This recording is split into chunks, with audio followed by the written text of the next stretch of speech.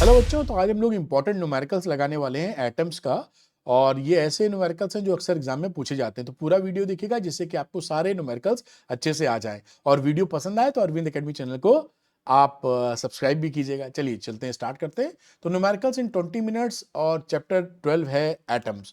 कई बच्चों का रहता है कि उनको पीडीएफ चाहिए, मतलब न्यूमेरिकल्स की, तो आप ले सकते हैं। अरविंद एकेडमी ऐप को डाउनलोड कर लीजिए, उसके स्टोर सेक्शन में जाइए और यहाँ पर क्लास 12 फ्री पीडीएफ के नोट्स भी मिल जाएंगे आपको, आप ले सकते हैं और अपनी पढ़ाई के लिए इस्तेमाल कर सकते हैं। तो अरविंद एकेडमी ऐप को डाउनलोड करना है और स्टोर सेक्शन में जाकर अपनी पीडीएफ अगर आप चाहते हैं तो ले सकते हैं।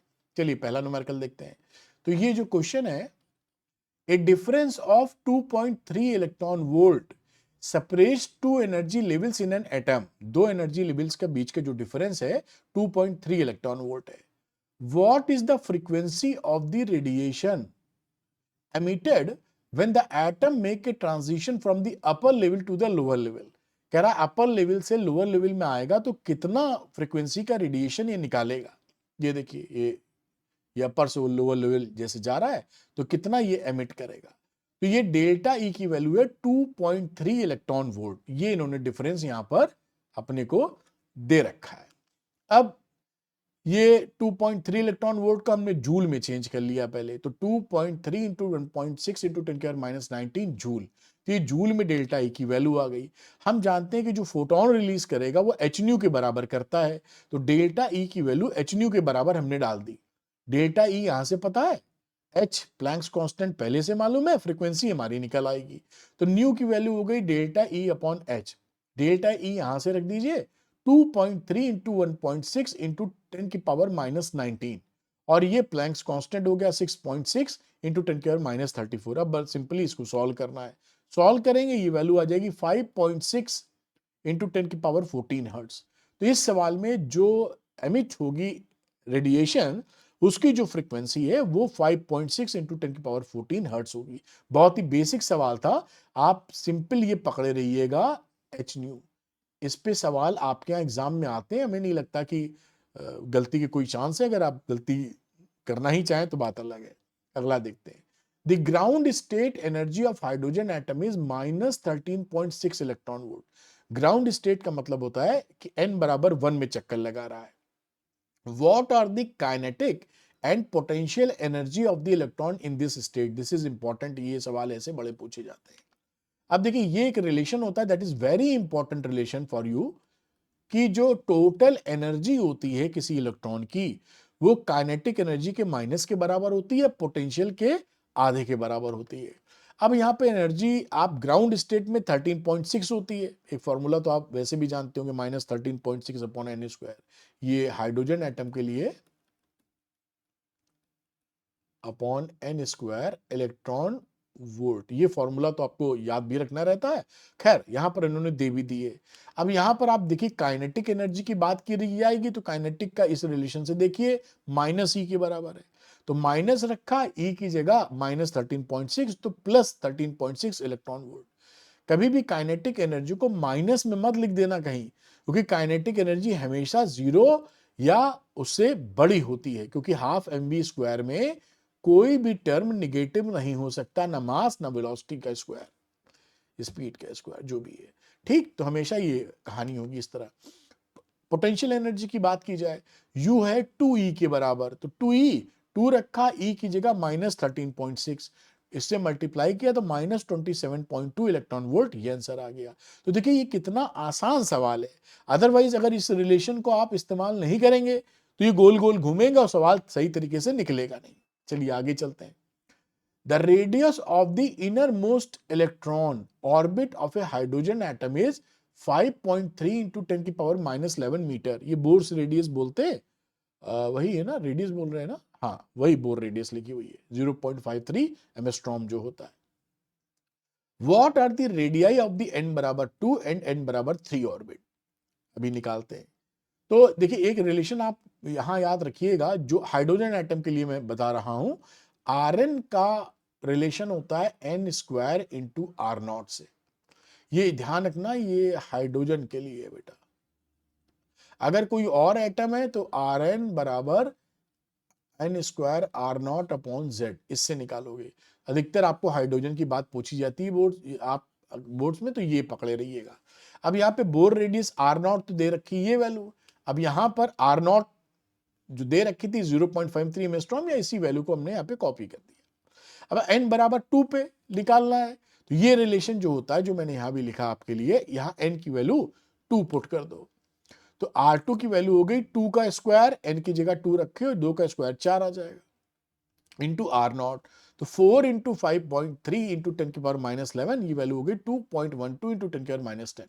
तो सेकेंड ऑर्बिट में कितना रेडियस है वो निकाल पाए।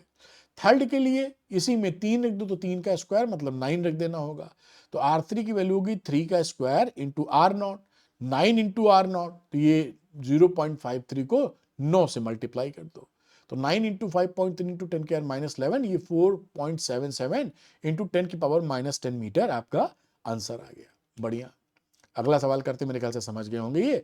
ये ध्यान रखिएगा, ये इंपॉर्टेंट है, बड़ा आजकल एमसीक्यू वगैरह में भी टपक सकता है। अब अगला क्वेश्चन देखते हैं। Using the Bohr model calculate the speed of the electron in A hydrogen atom in the n बराबर 1 to 3 levels, calculate the orbital period in each of these levels. Orbital period मतलब t भी निकालना है, v भी निकालना है, तो v और t निकालना है अलग अलग ऑर्बिट में। कुछ रिलेशन आपको याद दिला दूं, शायद आप नहीं देख पाए हो या भूल गए हो, या किताब में डायरेक्टली लिखा नहीं है कई जगह। तो इंपॉर्टेंट फॉर्मूला क्या है, Vn बराबर Vn मतलब nth ऑर्बिट में कितनी स्पीड होगी, V1 अपॉन n के बराबर, है ना, ये हाइड्रोजन के लिए हम बात कर रहे हैं। और Vn की बात करें तो 1 अपॉन 137, C का मतलब है speed of light in vacuum, और स्मॉल ये जो n है तो किस ऑर्बिट में है, पहली दूसरी तीसरी चौथी। टाइम पीरियड की बात की जाए तो Tn की वैल्यू होती है n क्यूब इंटू T1, यानी पहली ऑर्बिट में जो टाइम पीरियड लग रहा है उसका बाकी ऑर्बिट में निकालना हो, तो ये रिलेशन के तहत आप निकालेंगे।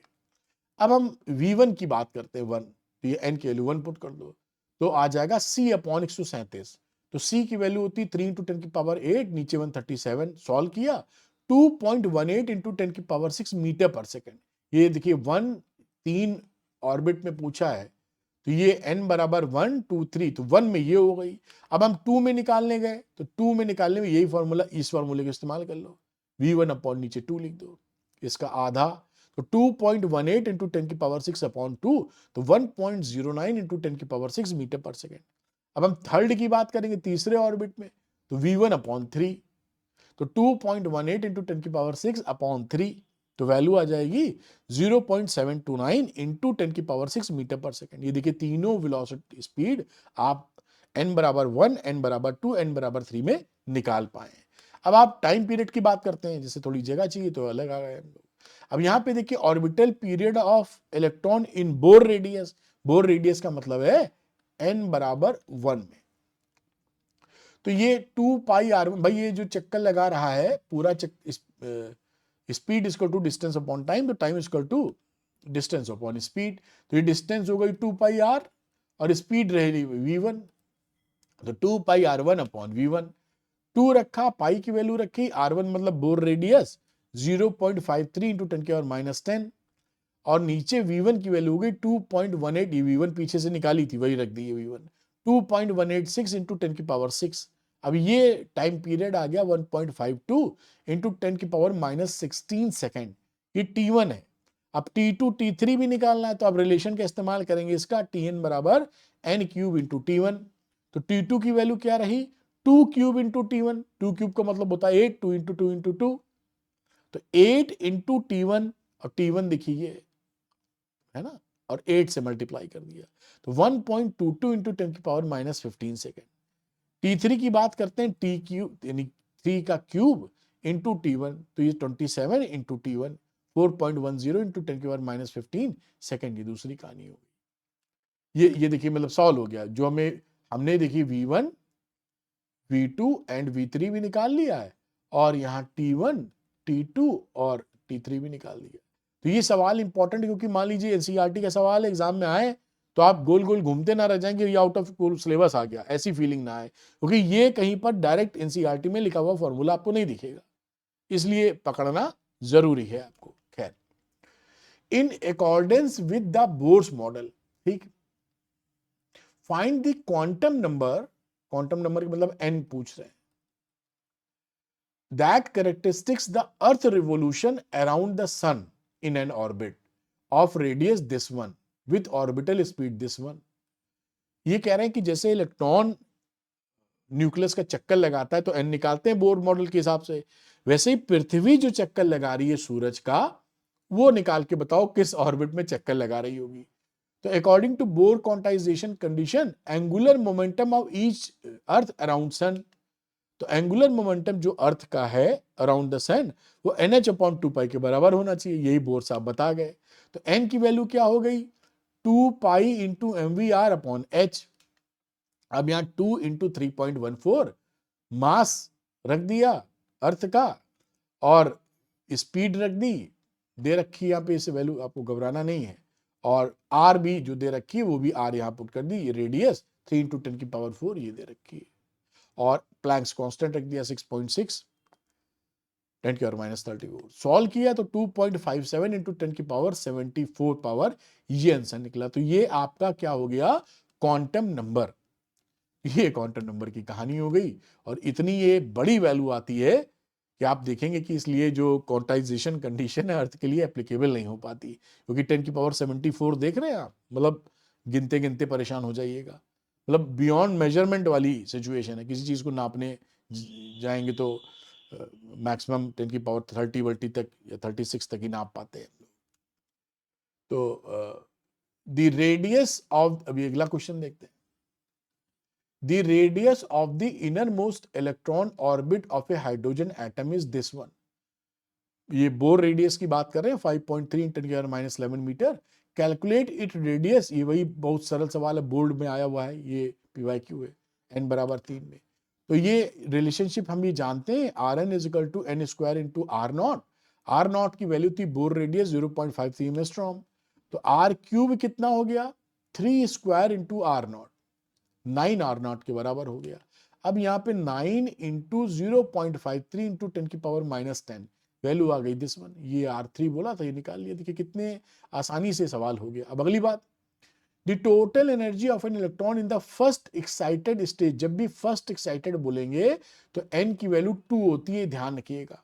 पहला एक्साइटेड, ग्राउंड लेवल पे नो एक्साइटेशन तो वो 1 है, पहला एक्साइटेशन यानी n बराबर 2, दूसरा एक्साइटेशन, दूसरा मतलब एक बढ़ा के तीसरे में जाएगा वो, ऐसे। Hydrogen atom is 3.4 electron volt, find out it's kinetic energy and potential energy. अब आप ये रिलेशन भी मैं आपको बताया हूं, इसको पकड़े रहिए।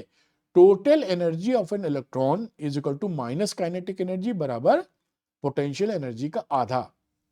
यहां पर काइनेटिक कितनी हो जाएगी -E के बराबर, यहां से देखिए K बराबर -E, माइनस लिखा और माइनस दे 3.4 था तो -3.4 यहां डाल दिया, तो माइनस माइनस प्लस हो गया। काइनेटिक एनर्जी हमेशा आपको मालूम ही है नॉन जीरो होती है, नॉन निगेटिव होती है, जीरो, मतलब काइनेटिक एनर्जी हमेशा जीरो या उससे बड़ी होगी।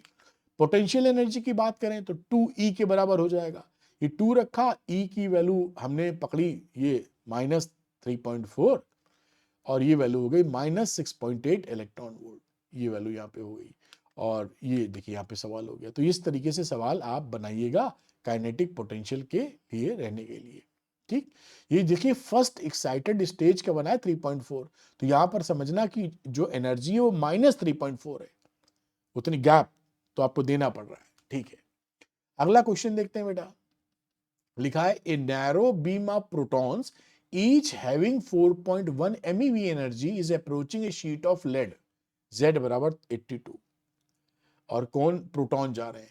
ये देखिए ये सवाल बोर्ड में आया हुआ था, डिस्टेंस ऑफ क्लोजेस्ट अप्रोच, ये घुमा अल्फा पार्टिकल की जगह प्रोटॉन लगा देते हैं, जैसे रटने वाला बच्चा पकड़ में ना कर पाए, तो ये थोड़ा समझे रहिएगा। खैर, और लेड पर, गोल्ड की जगह लेड 82 पर। Speed of proton in the beam, speed of proton तो बहुत ही सरल है, क्योंकि काइनेटिक एनर्जी आप 12 mv² दिए हैं, ये 4.1 MeV के बराबर है, तो 12 mv² = 4.1 MeV के बराबर हो गया। तो ये 4.1 और वैल्यू लिख दीजिए, ये m की वैल्यू 10⁶, और इलेक्ट्रॉन वोल्ट का हम जूल में कन्वर्ट कर रहे हैं, इसलिए हमने यहाँ पे क्या किया 1.6 × 10⁻19 से मल्टीप्लाई कर दिया। अब वी स्क्वायर की वैल्यू क्या हो जाएगी, 2 से मल्टीप्लाई कर दो और m से डिवाइड कर दो, तो 2 इंटू 4.1 इंटू 1.6 इंटू 10⁻13, और m की वैल्यू जो मास ऑफ प्रोटॉन के बराबर है, क्योंकि प्रोटॉन की बातचीत की है, तो मास ऑफ प्रोटॉन है 1.67 इंटू 10⁻27। अब इसको आप कैलकुलेट करेंगे, रूट वगैरह लग जाएगा यहाँ, और कैलकुलेशन के बाद ये वैल्यू आ जाएगी 2.8 इंटू 10⁻7 मीटर पर सेकेंड। ये स्पीड हो गई आपकी प्रोटॉन की। अब दूसरी चीज पूछ रखी है, क्लोजेस्ट अप्रोच की कहानी बताइए। तो क्लोजेस्ट अप्रोच में भाई, जब आप किसी प्रोटॉन को, ये पॉजिटिव है, न्यूक्लियस है, Z82 पर लेड पर भेज रहे हैं, तो यहां पे आप काइनेटिक एनर्जी दिए है उसको, फिर जैसे जैसे पास जाएगा, इसकी पॉजिटिव ये है, प्रोटॉन भी पॉजिटिव है, तो फोर्स ऑफ रिपल्शन की वजह से स्पीड इसकी धीरे होती जाएगी, और एक समय ऐसा आएगा जब इसकी स्पीड 0 हो जाएगी, एक क्षण के लिए रुक जाएगा। तो जब रुकने का मतलब क्या है कि उस समय उसकी काइनेटिक एनर्जी 0 है, जो भी एनर्जी है वो उसकी यहाँ पे पोटेंशियल एनर्जी है, यानी ये पूरी काइनेटिक पोटेंशियल में चेंज हो गई। और ये जो डिस्टेंस है, इसी को हम बोलते हैं डिस्टेंस ऑफ क्लोजेस्ट अप्रोच। उसके बाद ये पलट जाएगा पीछे, क्योंकि भैया इससे आगे बढ़ नहीं सकता है, इसी R0 को निकालना है। तो यहां पर इसकी जो काइनेटिक एनर्जी थी हाफ mv², यहां पर इन दोनों के बीच में जो पोटेंशियल एनर्जी है 1 अपॉन कूलम्ब्स कांस्टेंट है 1/4πε0 Q1 Q2, तो Q1 की वैल्यू हो गई Ze, और इसका था प्रोटॉन पे चार्ज E अपॉन R0 के Q1 Q2 अपॉन R, ये U का पोटेंशियल एनर्जी का फॉर्मूला होता है। अब यहां से R0 निकाल लीजिए आप, जो वैल्यू कैंसिल हो कैंसिल कर मारिएगा। R0 की वैल्यू हो गई 1/4πε0, ऊपर आ गया Ze², और नीचे आ गया ये K का मतलब है काइनेटिक एनर्जी, ये समझना, ये जो कूलम्ब्स कांस्टेंट वाला नहीं है, ये काइनेटिक एनर्जी वाला K। तो क्योंकि यहाँ पे जो काइनेटिक एनर्जी थी ना वो दे रखी थी, तो उस फॉर्म में K लिख लिया, हाफ mv² के चक्कर में नहीं पढ़े। ये क्या है, काइनेटिक एनर्जी, कंफ्यूज ना कर जाओ। तो ये हो गया 9 इंटू 10⁹, Z हो गया 82, प्रोटॉन पे पाए जाने वाला चार्ज 1.6 10⁻19 का स्क्वायर, और ये जो K यानी कि जो इसकी काइनेटिक एनर्जी थी, ये जूल में लिख रखी है 4.1 इंटू 10⁻6 इंटू 1.6 10⁻9। अब इसको सॉल्व कर लीजिए, सॉल्व करेंगे तो 28.8 इंटू 10⁻15 मीटर आंसर मिलेगा। फर्मी मीटर में लिखना है तो 10⁻15 हकाल दो, 28.8 फर्मी मीटर, ये आंसर आ गया, डिस्टेंस ऑफ क्लोजेस्ट अप्रोच है। ध्यान रखिएगा, ये डिस्टेंस ऑफ क्लोजेस्ट अप्रोच की जो कहानी है, ये बड़ी इंपॉर्टेंट है, एग्जाम में अक्सर आई जाएगी, आप ऐसा पकड़ के चलिए। तो इसको निकालने का फॉर्मूला याद करें ना करें, निकालने का तरीका जरूर सीखे रहें। इस तरीके से देखिए, पूरे न्यूमेरिकल्स मैंने आपको 20 मिनट के अंदर करा दिए। आपके लिए मैंने श्योर शॉर्ट क्वेश्चन बना रखे हैं 12th PCM PCB के लिए। ऐसे ही इसी पैटर्न के क्वेश्चन आपके एग्जाम में आते हैं बेटा। 25 क्वेश्चन पर चैप्टर है, आप आसानी से लगा पाएंगे, क्योंकि 100 क्वेश्चन चैप्टर लगाने की स्थिति या समय आपके पास अब है नहीं। ये फुली सॉल्व है, तो सोल्यूशन के लिए कहीं भटकना नहीं पड़ेगा आपको। 100% बोर्ड टारगेटेड क्वेश्चन है। बेसिकली ये निचोड़ है एनसीईआरटी के इंपॉर्टेंट क्वेश्चन का, पिछले 10 साल के इंपॉर्टेंट पीवाईक्यूज का, एंड लेटेस्ट ट्रेंड का। तो ये 25 क्वेश्चन में पूरी रामायण खींच दी है मैंने, जिससे कि आप लगाकर कॉन्फिडेंस महसूस करें और अच्छे नंबर के लिए तैयार हो पाए। जो बच्चे श्योर शॉर्ट क्वेश्चन लगाना चाहते हैं, वो अरविंद एकेडमी ऐप को डाउनलोड कर लीजिए, उसके स्टोर सेक्शन में जाइए, यहां पर आपको श्योर शॉर्ट क्वेश्चन मिलेंगे, लेकर लगा लीजिए और अपनी प्रिपरेशन को सुपर स्ट्रॉन्ग कर लीजिए। अगर ये वीडियो पसंद आया है तो आप अरविंद एकेडमी चैनल को सब्सक्राइब कीजिएगा और मुझे कमेंट करके बताइएगा और क्या मदद मुझसे चाहिए। Thank you very much, all the best, good luck बेटा।